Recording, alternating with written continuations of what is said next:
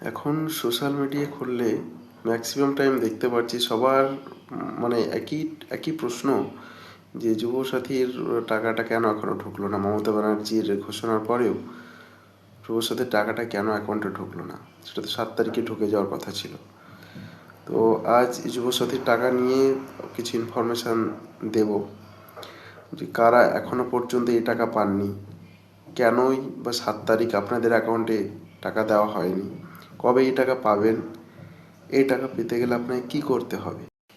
এই যুবসাথীর টাকা দেওয়ার জন্যে যে ক্যাম্প করা হয়েছিল, যে ক্যাম্প বসেছিল, সেখানে লক্ষ লক্ষ আবেদন জমা পড়েছে এবং সমস্ত আবেদন এখনো পর্যন্ত কম্পিউটারাইজ করা সম্ভব হয়নি।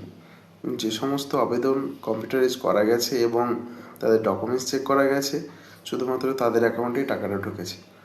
এখন প্রশ্ন হলো, যারা এখন পর্যন্ত পাননি তাদের করণীয় কী? তাদের করণীয় এখন আর কিছুই নয়, শুধু একটু ধৈর্য ধরতে হবে, একটু অপেক্ষা করতে হবে। 7ই মার্চ পর্যন্ত যতগুলো ডকুমেন্টস, যতগুলো অ্যাপ্লিকেশন ভেরিফাই করা হয়েছিল, কম্পিউটারাইজ করা হয়েছিল, শুধুমাত্র তাদের অ্যাকাউন্টেই টাকা গেছে। পরবর্তীতে হয়তো নেক্সট উইকের মধ্যে যতগুলো আবার ভেরিফাই হবে বা কম্পিউটারাইজ করা হবে, তাদের হয়তো আর একটা লট পেমেন্ট করা হবে। এইভাবেই ধাপে ধাপে পেমেন্ট করা হবে। পেমেন্ট সবাই পাবেন যদি ডকুমেন্টস সব ঠিকঠাক থাকে। শুধু একটু ধৈর্য ধরুন,